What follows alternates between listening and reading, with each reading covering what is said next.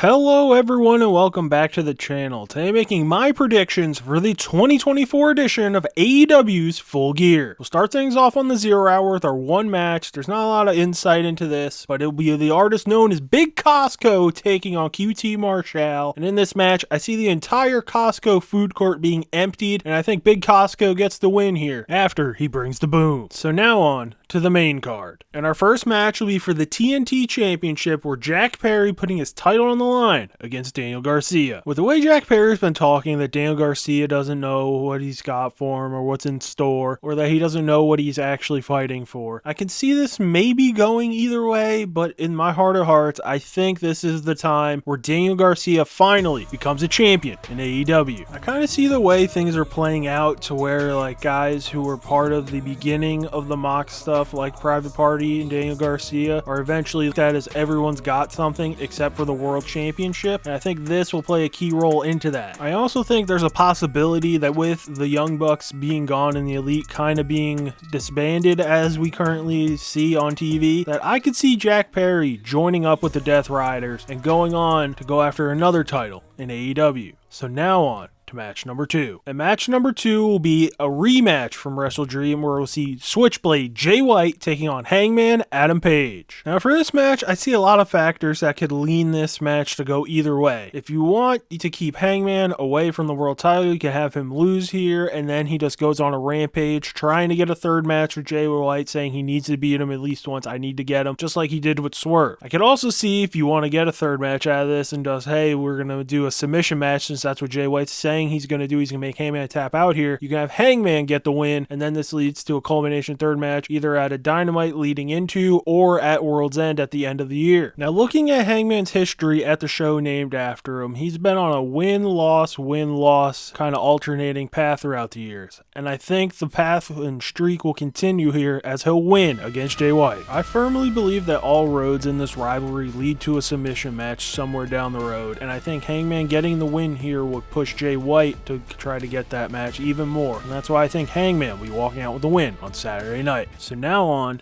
to our next match, and that'll be another singles match where we'll see MJF make his triumphant return to take on Roderick Strong. This match seems pretty straightforward to me. I think we'll get the classic MJF shenanigans and maybe an appearance from Adam Cole that leads into the finish of this match, but I believe MJF will be getting the win here, defeating Roderick Strong. This all feels like this is going to set up a World's End match between MJF and Adam Cole at the end of the year. That would be the same place where the Devil was revealed to be Adam Cole, and I think that could be a place where we can have this one big blow-off match to finally put this rivalry to bed. And I think the wheels to set that in motion will be set here on Saturday night when MJF walks away with the win. So now on to match number 5, and that'll be for the TBS Championship, where we'll see Mercedes Moné defend her title against Chris Statlander. With the way things have been going between Mercedes and Camille, I could potentially see the blow up happening and this leading to Mercedes losing, but all in all, I think Mercedes has a backup plan for when Camille finally turns on her, and I think if it were to happen on Saturday night at Full Gear, she would find a way to retain the TBS Championship, defeating Chris Statlander. With Mercedes retaining the title, I could potentially see maybe the Camille match being at World's End, or some kind of multi-woman tag team match to where the TBS Championship won't be defended and maybe the Women's World Championship would be defended instead. I think it could be like Camille, Chris Statlander, and Hikaru Shida taking on Mercedes and her 2 new cohorts in her group, and I think that's how you'd set up that multi-woman match for the end of the year. And I think it all starts this Saturday when Mercedes defeats Chris Statlander to retain the TBS Championship. So now on to our next match, and that'll be a singles match where we'll see Swerve Strickland take on Bobby Lashley. After what we saw Wednesday night, I could see Swerve dipping into his Hangman bag trying to pull out everything, but all in all, I think that the numbers game is going to get Swerve here, and I think Bobby Lashley will get his first win on AEW pay-per-view. I saw the idea last night that Bobby Lashley beats Swerve, but Swerve survives. Maybe this turns into a bloody match, who knows. And then the Hurt Syndicate kind of like sees like, hey, this is what we thought he was, and now we've fully seen it in action in front of our own faces here. There's kind of like some mutual respect between the groups, and then eventually the Death Riders get mixed in with Swerve, and then Swerve's going to need people to back him up against them, and this is where the Hurt Syndicate shows back up and joins up with Swerve to where they're basically, it's the Hurt Syndicate, but Swerve's not fully a member. But I can also see this going multiple pay-per-views and having multiple combinations of matches to where we get the Hurt Syndicate maybe in a team-up situation against Swerve and some people he can get together, so where that leads leads into another match, and then we can see a lot of mix-and-match stuff with these guys leading on down the road. And I think it all begins with Bobby Lashley getting his first big win in AEW on Saturday night. So now on to our next match, and that'll be a 4-way for the AEW World Tag Team titles, where Private Party will be defending their titles against the Outrunners, the Kings of the Black Throne, and the Acclaim. Now I think with all the moving parts in this match, this is going to be one of those crazy tag team matches that we've seen in the past from AEW, and I kind of like the idea of the tag team titles kind of bouncing around, being unpredictable, and I would like to see Brody King and Malachi Black getting the win here, but I think we're going to continue with Private Party retaining the AEW World Tag Team Championships here. I think there's a big potential of Private Party pinning the Acclaimed, and then the Acclaimed finally splits up here on Full Gear to where they go their separate ways. Maybe Max Caster joins the Hurt Syndicate, or maybe it was a swerve all along and Anthony Bowens joins the group. But I think eventually later on down the road that Private Party will be defending against the Outrunners and the Kings of the Black Throne just on their own in one-on-one team-up matches, and then we'll mix in more teams until I think the Young Bucks make their return and try to get the tag team titles back. So now on to the co-main event of the evening. And this will be a battle of the friends where we'll see Will Ospreay take on Kyle Fletcher. Now for me, this is the most toss-up match of the show. Like, I could see Ospreay getting the win and then they figure out some way to the Don Callis family gets them to where we have another match. But I can also see Will Ospreay being like, hey, let's continue this feud. Let's have me lose the first match to Kyle and kind of give him a big signature win to kind of push him up the card here, make him a bigger deal here. Just like when he took on Swerve at Forbidden Door, to where people were just like, oh, Swerve's just holding the belt for Ospreay, he's just holding the belt for Ospreay, and then Will Ospreay lost to Swerve. I can see him doing that here, and that would continue on this feud for more matches, and then we get the Mark Davis infusion later on. And I think of the two options, I'm going to go with the upset pick here and say that Kyle Fletcher defeats Will Ospreay.